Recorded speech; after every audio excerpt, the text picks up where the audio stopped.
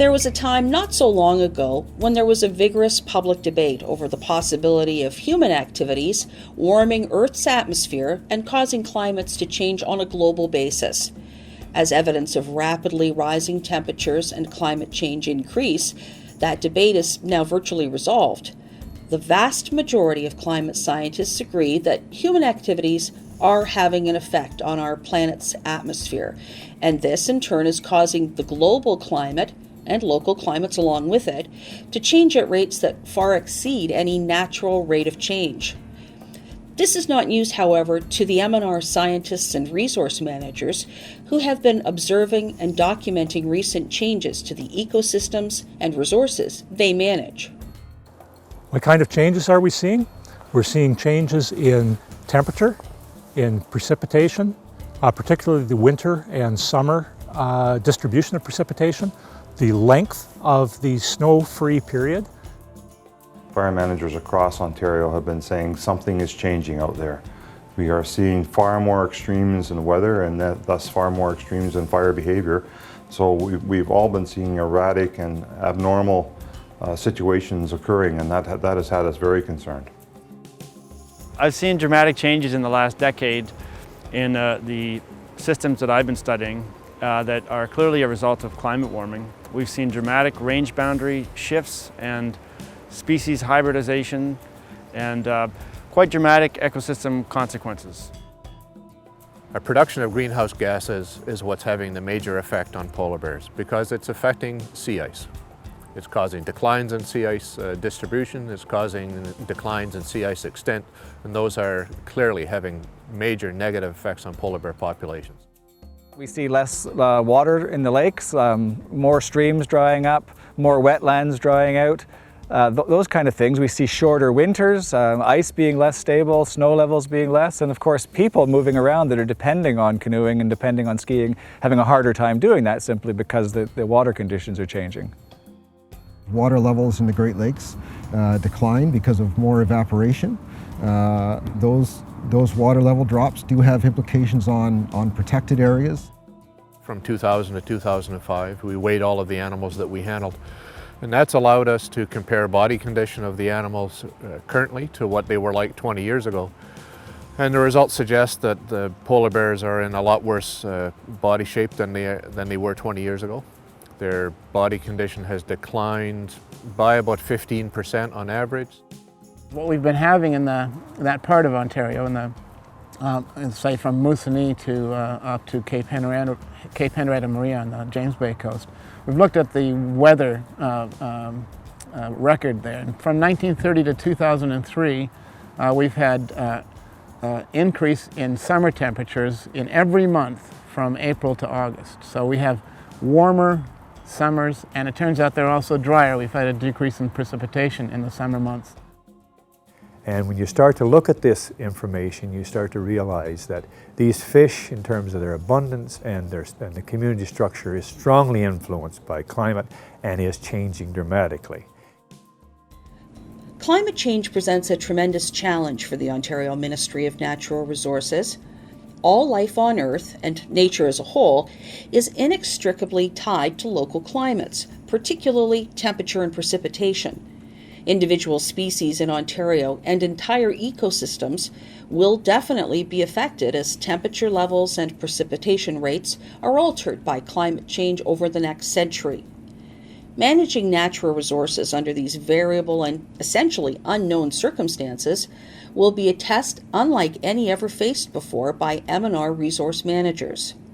There are many issues and concerns that will need to be addressed. Personally, I'm hugely concerned about climate change. I don't think it's any exaggeration that it really is the environmental issue of our generation. Forests are vulnerable to climate change in a number of ways. I don't know that I could rank it on a scale of 1 to 10, but if you think about the risk of forest fire, if you think about adaptation of trees to local climates, if you think about the risk of pests coming into the province, there are reasons for significant concern for Ontario's forests and climate change. Species in Ontario tend to be well adapted towards certain ranges of variation of stressors like fluctuations in water levels, droughts, insect infestations, forest fires, stressors along those lines. What climate change is really doing is making those things much more severe and much more frequent, in many cases beyond the levels to which species are really adapted to tolerate. We are bound to have species extinctions in the province as a result of climate warming, because there are many species that are simply not able to keep up with rapidly changing climate. We're going to see the incursion of invasive species, the incursion of certain types of species that are kind of generalist species that are rapidly able to move and keep up with climate changes. And we're going to lose a lot of species that have small ranges and that have sort of specialized niches and that are not able to move rapidly. So I think that the net effect is likely to be a loss of biodiversity in the province as a result of climate change. If we're dealing with a variable landscape and a changing landscape, then the questions become, okay, if it's not going to be the same, what is our role? Is our role to aid the change? Is our role to define some positive changes and see if we can nudge things towards those? Is our role, to resist those changes to the bitter end? Whatever. And it's not very clear, because our management plans are really about non-interference in a stable environment. And if we're moving towards possibilities like more active interference in a changing environment, well, that's a whole new ballgame. And I don't think it's one that our management plans and maybe even our Act or anything prepares us to do. And I think that's one of our hardest things, is the simple answers aren't there anymore. We develop an awful lot of resource management plans in many different ways. We develop forest management plans, we develop water management plans, we develop plans to manage wildlife, and very few of those plans have even mentioned, let alone seriously tried to address the issue of climate change. Climate change is presenting to us a variety of possibilities. Are we going to have more water? Are we going to have less water? We know that the climate change projections are for more water but higher temperatures, and that could mean more evaporation. Are we going to have periods where we're going to be stressing the water supply with our demand at different times of year, particularly hot, dry summers? And are we going to have a change in the spring melt period? So are we going to have a snow melt that's earlier? Are we going to have summer thunderstorms that present flooding problems while we're trying to manage and deal with drought? Resource managers are also concerned about climate change and the impact it will have on our responsibilities to manage natural emergencies, such as forest fires, floods, and droughts. Now, the Ministry of Natural Resources has a lead responsibility in a number of areas for managing emergencies. In our area in particular, we have a lead responsibility for managing in the event of floods and droughts. We have a lead responsibility for managing the safety of water control structures and public safety around water control structures.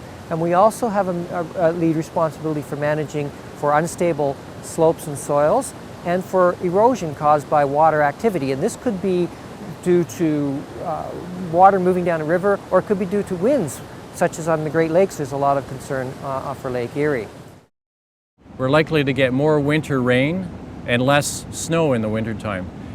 All of our power facilities are built contemplating that we're going to have stored energy in the snow over the wintertime, and in the springtime, when that snow melts, we're able to generate a lot of electricity from there. So if all of a sudden we have more winter rains and less snow, we're going to be facing some operating condition changes. Also, as the climate warms up, there's going to be more droughts in the summertime. So that means less water in the summertime. That means less potential energy generation from hydropower. As we in M&R begin addressing all the issues and challenges that are presented by climate change, we must also be aware of some of the misconceptions that still exist around climate change. So the four major misconceptions about climate change in northwestern Ontario that I see is, first, that it's all about temperature. It's not. It's about moisture as well.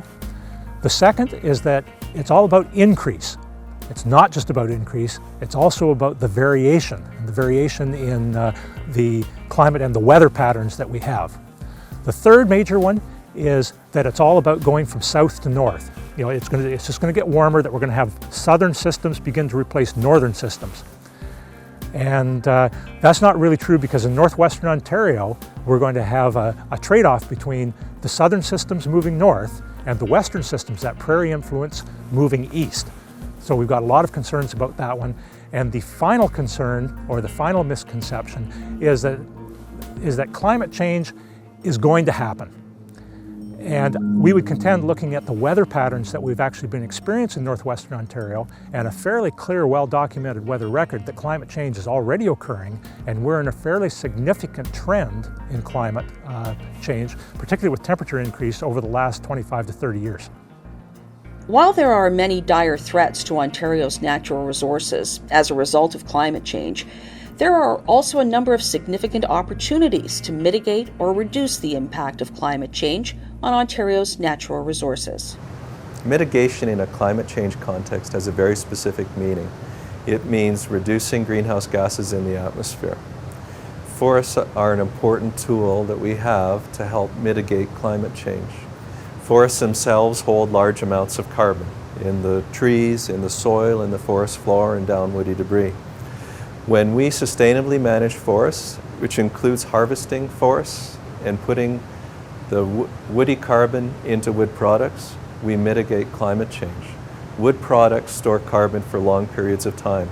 Even paper, which is recycled or goes into landfills after it's used, stores carbon for 80 or 100 or more years.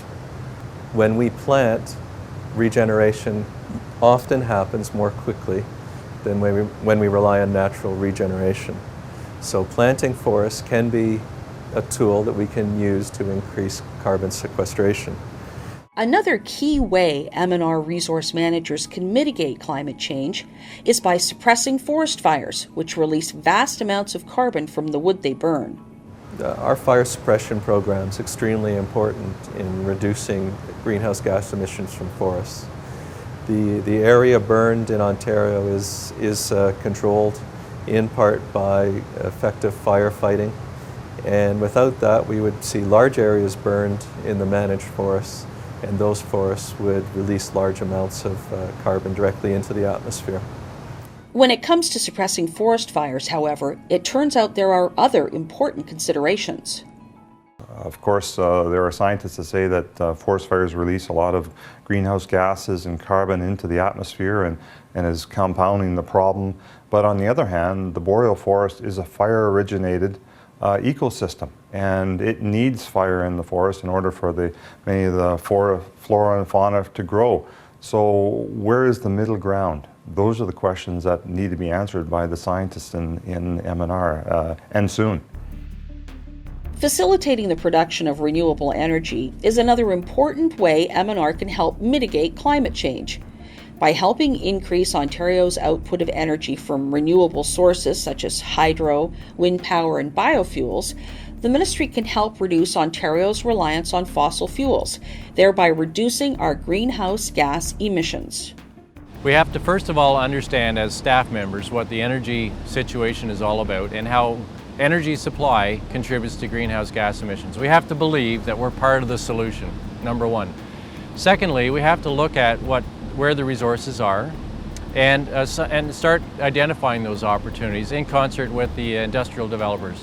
Don't forget, Ontario has a proponent-driven process right now where it's the private sector that's responsible for investing in renewable energy, and the government's role is to enable these projects to happen. I think water power opportunities, we've got about 1,200 megawatts, or about another 10% of Ontario's supply that we can supply from water power.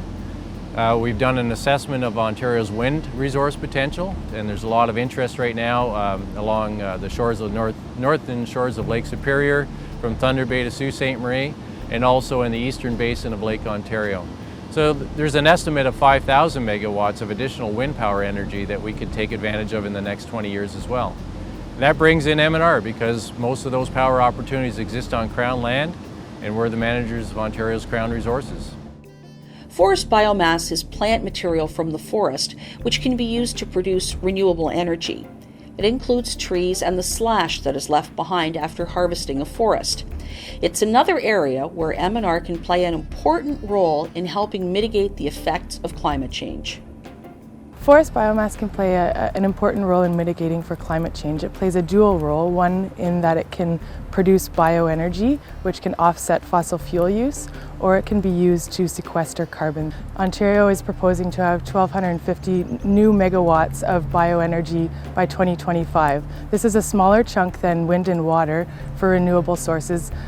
There's a biorefinery project that involves creating a new mobile biorefinery that can go out into the bush and reduce slash into bio-oils that can be used for electricity or other bioproducts. Now we have to take a look at how far into the forest we can go to make it economically viable for new and emerging industries and for the forest industry. And it's estimated that between 80 and 100 kilometers of trucking distance to the facility to develop the energy is an economically viable distance. The other side of the coin is sequestering carbon in our forests, and these have synergies between each other, and both activities can be pursued in tandem. There's afforestation opportunities and biomass plantation opportunities that can be sequestering carbon, and then we have a feedstock for producing bioenergy in the future.